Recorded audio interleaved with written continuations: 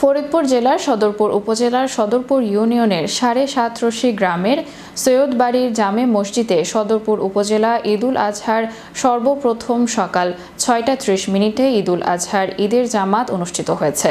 প্রতি বছরের ন্যায় এবছরও উপজেলার সর্বপ্রথম ঈদুল আজহার জামাত সবার আগে আনন্দ উদ্দীপনার মধ্য দিয়ে অনুষ্ঠিত হয়েছে। সদরপুর উপজেলার দূর দূরান্ত প্রান্ত থেকে শত শত মুসল্লিগণ ও ধর্মপ্রাণ মুসলমান এই জামাতে অংশগ্রহণ করেন।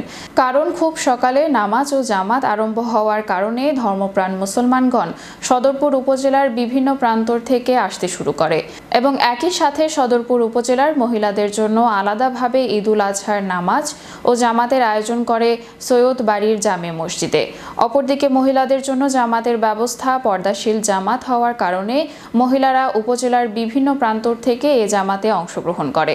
শত শত মুসল্লিগণ দীর্ঘ ১ বছর পর ফিরে পেয়েছে সেই মহাপবিত্র কোরবানি ত্যাগ তিতিক্ষা সাধনার পর ও ৩৬৫ দিন অতিবাহিত হওয়ার পর ফিরে আসে এই ঈদুল আজহা। মুসলিম ভ্রাতৃত্বের বন্ধনে আবদ্ধ হয়ে একই সাথে আত্মার মিলন ঘটে এই নামাজের মাধ্যমে। একই প্রান্তরে ছুটে আসে ধর্মপ্রাণ মুসলমানগণ ঈদের নামাজ ও জামাত একই সাথে আদায় করার জন্য।